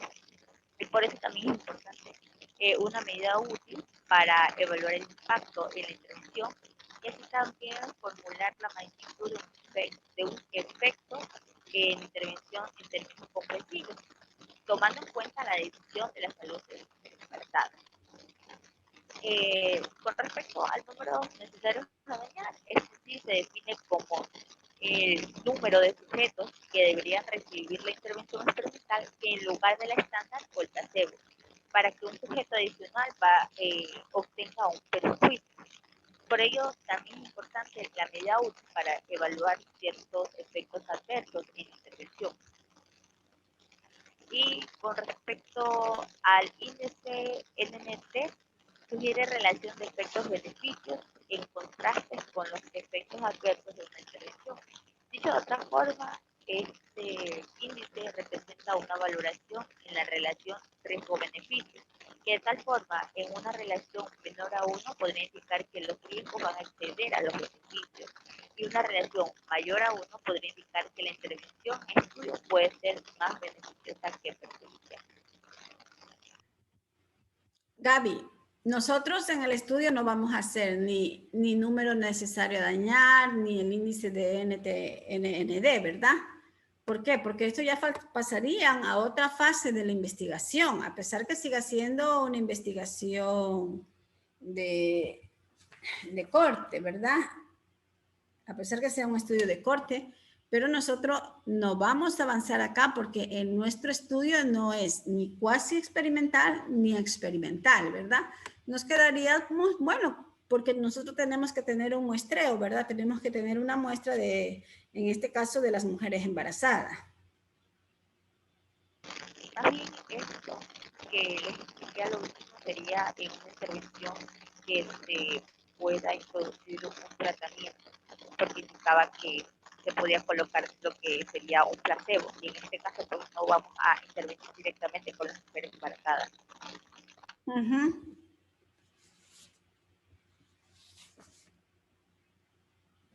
Gracias, doctora. Gracias, Gaby, ¿sí? Disculpa que te haya hecho subir el volumen de la voz, pero si no, no podía escucharte. ¿Ya continuamos? Ya, bueno, yo voy a hablar ahora acerca de los estudios de cohorte prospectivo, que también son llamados concurrentes. Bueno, aquí en este tipo de estudios se puede obtener información detallada de la exposición para así poder estudiar un efecto. También va a permitir clasificar la exposición en diferentes grados para poder evaluar una posible relación entre la causa y el efecto. Para realizar este tipo de estudios, en un principio se va a comenzar con la definición de la exposición y del evento de interés. Posteriormente se va a seleccionar a los individuos del estudio, que obviamente tienen que ser representativos de la población. Se va a realizar la medición de las variables de interés en las cohortes que vayan a ser comparadas y se va a comenzar el seguimiento simultáneo de estas. La cohorte de comparación también puede dividirse en interna, es decir, los grupos van a pertenecer a una misma población, o externas, que también se denominan generales, es decir, que los grupos pueden provenir de diferentes poblaciones. Las internas también pueden tener dos subcohortes, que es una cohorte expuesta y otra que no es expuesta. Para la obtención de datos en este tipo de estudios de cohortes, se puede recurrir a diversas fuentes de información, ya sean historias clínicas, registros, entre otras. Pero sin importar la fuente de donde se extraiga esta información, esta debe ser similar en ambas cohortes que se van a comparar. Este tipo de estudio de cohorte tiene un sesgo especial, el cual tiene que ver con la pérdida de participantes durante el periodo de seguimiento, por lo cual va a ser importante establecer los criterios para prever y minimizar las potenciales pérdidas durante este periodo. Y si es que ocurren estas pérdidas, se debe intentar obtener la máxima información de por qué estos participantes han decidido dejar el estudio. La siguiente, por favor. A ver, se quedó trabado. Déjame dejar de compartir y volver a compartir.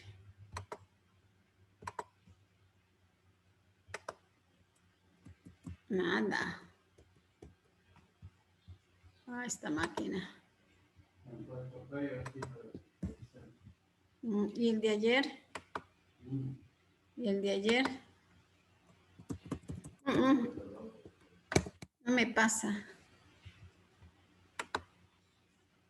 Ay, ay, ay, qué cosa.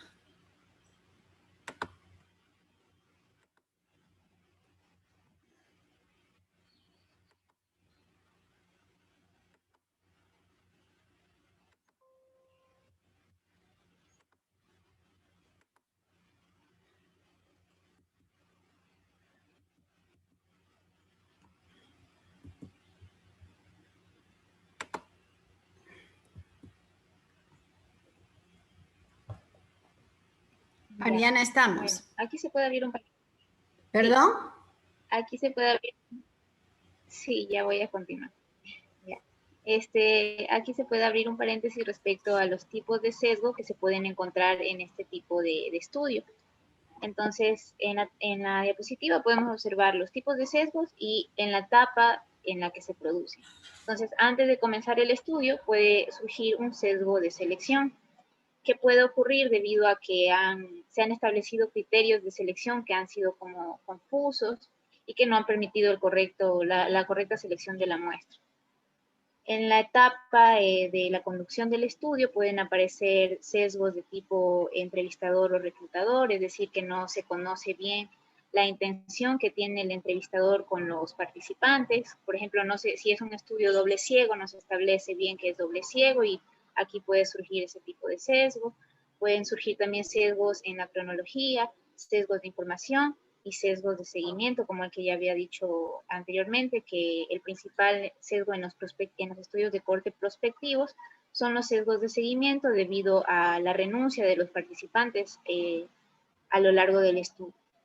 Y en la etapa después de la recolección de datos pueden surgir sesgos de confusión debido a que no se estableció bien el diseño de estudio o no se realizó bien el análisis de datos. La siguiente, por favor.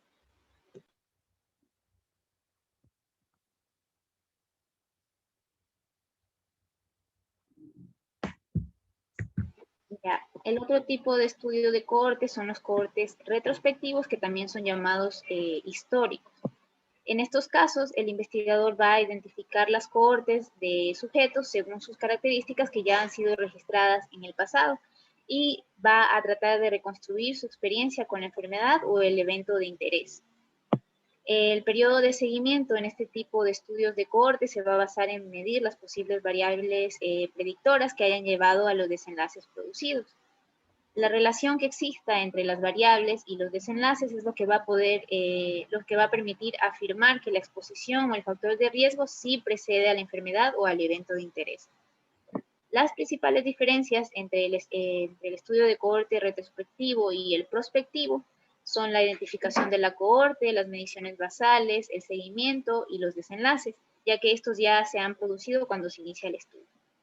Y la limitación más relevante de este tipo de estudio de cohorte se va a asociar a la calidad de la información recolectada, ya que como son retrospectivos, esta información proviene de registros clínicos u otras formas de información que son muy antiguas y por lo tanto van a estar propensas a sesgos de información y sesgos de memoria.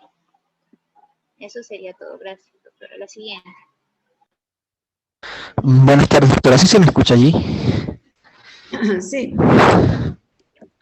Bueno, buenas tardes, doctora, compañeros. Bueno, ya culminando con nuestra exposición y ya habiendo hablado referente a los estudios de corte, los tipos que hay, ahora vamos a hablar sobre las aplicaciones de estos estudios, ¿sí? El artículo en el cual leíamos menciona que la utilización de los estudios de corte ha ido aumentando.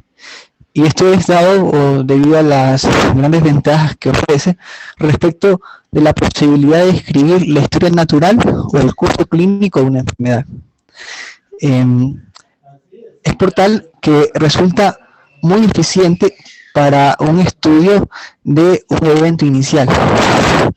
Este estudio de evento inicial suele ser poco frecuente.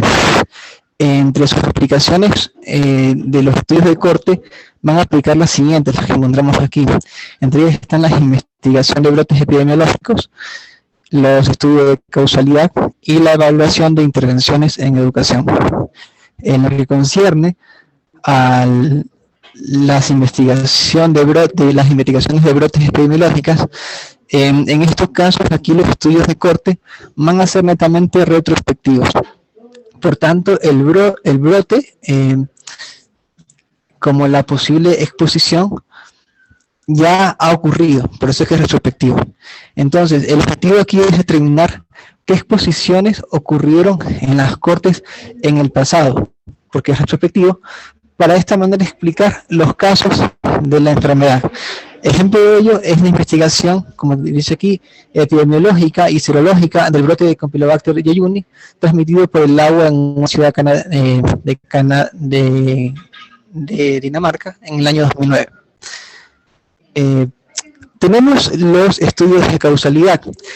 En estos casos, a diferencia de la aplicación de investigación de brotes epidemiológicos, aquí el estudio de causalidad va a ser netamente prospectivo.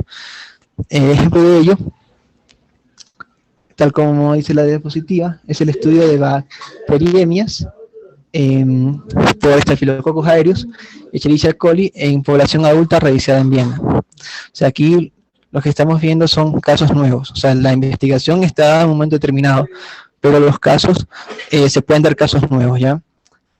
Por último, tenemos lo que es la evaluación de intervenciones en educación. Se puede conducir aquí el estudio de corte, tanto prospectivos o también de manera bidireccional. Entonces aquí cobran especial interés cuando se desea evaluar el efecto de intervenciones educativas. Por ejemplo, el estudio que evalúa el desempeño en exámenes de pregrado de estudiantes de medicina que rotaron en hospitales terciarios versus quienes rotaron por hospitales más pequeños y entornos comunitarios. La siguiente diapositiva, por favor. Paula, le pregunto, la investigación que ustedes están haciendo, ¿qué es? ¿Una investigación lógica, unos estudios de casualidad o una evaluación de intervención en educación?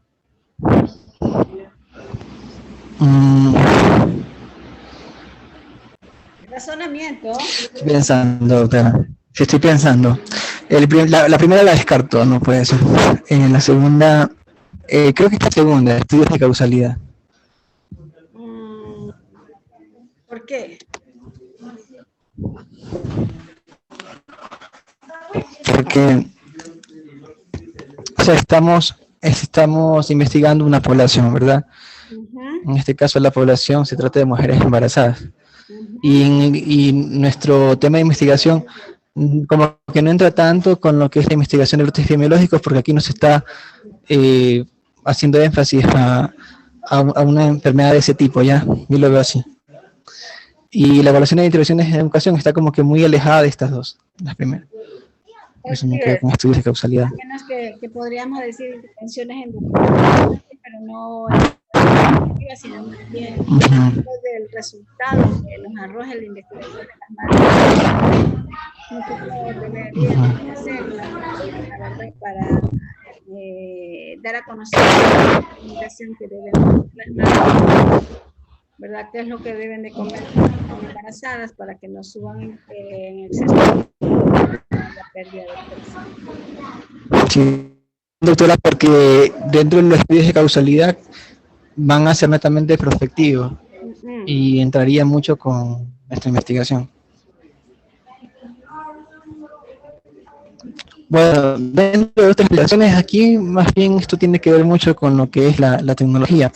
Es interesante mencionar aquí el uso de bases de datos que van a ser no de pequeña escala, sino de gran escala. Estos usos de bases de datos también se les denomina Big Data. ¿Ya? Van a permitir realizar investigación tanto biomédica y de gestación en salud, no sé, netamente lo que concierne a salud, con un alto volumen de datos respecto de diversidad biológica, clínica, ambiental y también estilos de vida de grandes grupos de sujetos, o sea, de grandes poblaciones, en uno de diversos puntos temporales. O sea, tienen que ser de grandes poblaciones porque por eso es que se utiliza esta base de datos. Entonces, estos datos provienen de diversas fuentes en sí. Por ejemplo, aquí están registros electrónicos de salud, registros de pacientes y bases de datos de mediciones, también estudios clínicos publicados, indicadores socioeconómicos, información ocupacional. En sí son varias las fuentes donde podemos conseguir información. En este aspecto, un ejemplar a seguir, tal como está ahí en el ejemplo, es la experiencia del gobierno danés, que ha recopilado más de 200 bases de datos que incluyen desde registros médicos, tal como mencionamos allí, hasta datos socioeconómicos sobre empleos y salarios que han permitido realizar investigaciones de gran impacto para el Estado. Aquí estamos hablando de investigaciones con un margen de población bastante amplia. La siguiente diapositiva, por favor.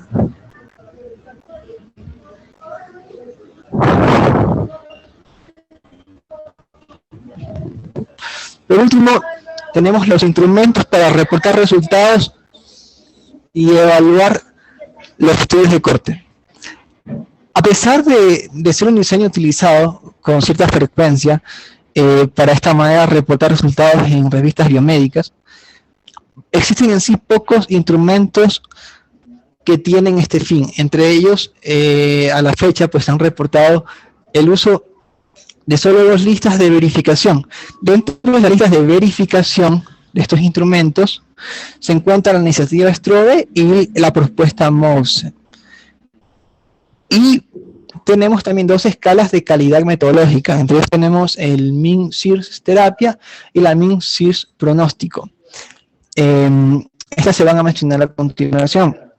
En lo que concierne a la iniciativa STROB, esta se publicó, según el artículo que nos da esta información, en el año 2007, pero fue utilizada en el 2008. Ahora, es una lista de chequeo, la cual está compuesta por 22 ítems que se encuentran distribuidos en 6 dimensiones. Entonces, sería título, resumen, introducción, metodología, resultados de discusión, lo que conforma esta iniciativa STROB. ¿Ya? Respecto a lo que es la propuesta MOUCE, es una propuesta, otra dice que son las 4 y que tienen clase, pero ya nos falta muy poco, no sé si seguimos o lo dejamos, pero nos falta muy poquito. A ver, pero, o sea, mire, yo lo que quiero es que con, por ejemplo, instrumento para reportar resultados para ver los estudios de corte, ¿verdad? O sea, aquí lo que nos dice es que tenemos dos iniciativas, ¿verdad? La STROB y la MUS. Ya que ambos, ¿verdad? Por ejemplo, si ya usted me mencionó las seis dimensiones dentro de los 22 ítems, quiere decir que esta es la forma de cómo yo debo de reportar mis resultados, ¿verdad? Y cabe señalar que la forma de reportar los resultados, independientemente que hayan estos modelos, ¿verdad? Nosotros tenemos que ajustarnos, en este caso, al protocolo, ¿verdad?, de investigación que nos da la institución para la cual estamos haciendo la investigación. Si la institución que nos está pagando o va a recibir nuestros estudios nos dice que nosotros tenemos que seguir este protocolo de iniciativa STROB, quiere decir que nosotros tenemos que hacerla de esta manera, ¿sí? Entonces, yo digo, a pesar de que puedan haber muchos modelos, ¿verdad? Aunque puedan haber muchos modelos, nosotros tenemos que ajustarnos es a lo que nos pide la institución donde estamos trabajando. Sí, continuamos, por favor, para dejar terminado, ¿sí? Ya, doctora. Sí, pero, con respecto a lo que es las... Sí. Sí, lo que yo necesito es que me concrete y me hable específicamente, o sea, no nos demos rodeos, sino ir al grano.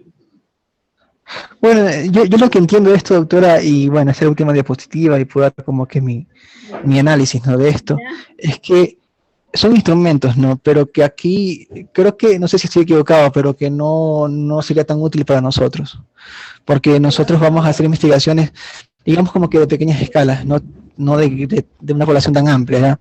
Y creo que estas bases de datos, pues, están indicadas para estudios más amplios, es lo que yo entendí de esto. Y bueno, eso es un... No concuerdo con usted, Paul, porque si usted ve el protocolo que yo les hice llegar, ¿verdad? Para que avancen, pues nosotros tenemos un protocolo que está compuesto, por 3, 4 capítulos, ¿no? Dentro del primer capítulo, que es lo que vamos a poner nosotros, la problematización. O sea, lo que usted tiene aquí no está alejado a lo que ustedes van a hacer. ¿Sí me entiende? Sí, doctora. Pero yo me refiero a que justamente todos estos instrumentos que estoy mencionando aquí, como que no encajarían tanto a lo que nosotros estamos haciendo. Pero es que sí van a encajar. Por ejemplo, sí encajarían, doctora. Sí encajan, porque por ejemplo, usted en una investigación tiene que tener el título. Cuando ya va, lo que van a hacer ustedes en el artículo que van a ser publicado, tiene que tener un título, tiene que tener un resumen, tiene que tener un extra, tiene que haber una introducción, va la metodología, pero no va como subtítulo de metodología, sino que va redactada en oraciones, ¿verdad? Si vamos a hacer los resultados, tenemos que presentar los resultados más relevantes. O sea, no es solamente así, sino que nosotros tenemos que verificar. Cuando dice acá la escala de Min-SIRS terapia, dice, está compuesta por 3 dominios. Diseño del estudio. ¿Qué diseño de estudio es el nuestro? Es descriptivo. El tamaño de la población estudiada. ¿Cuántas personas vamos a entrevistar nosotros? La metodología. ¿Cómo se emplea? ¿Qué metodología voy a aplicar? ¿Será que voy a hacer una entrevista? ¿Será que voy a hacer una encuesta? ¿Será que voy a hacer una observación? ¿Verdad? Entonces, uno lo que tiene que buscarle es la relación. A lo mejor no lo vamos a aplicar tal como está ahí, pero sí nos van a valer ciertas cosas. Y en la escala del pronóstico permite evaluar la calidad metodológica. Esto de la calidad metodológica, nosotros tenemos que evaluarlo cuando ustedes, el equipo de investigación, el equipo que tienen ustedes tienen que evaluar la metodología. ¿Será que esta metodología que vamos a aplicar está bien? ¿Sí o no? Entonces, dentro de la metodología está el diseño de estudio, está el tamaño de la población, está en la metodología, ¿verdad?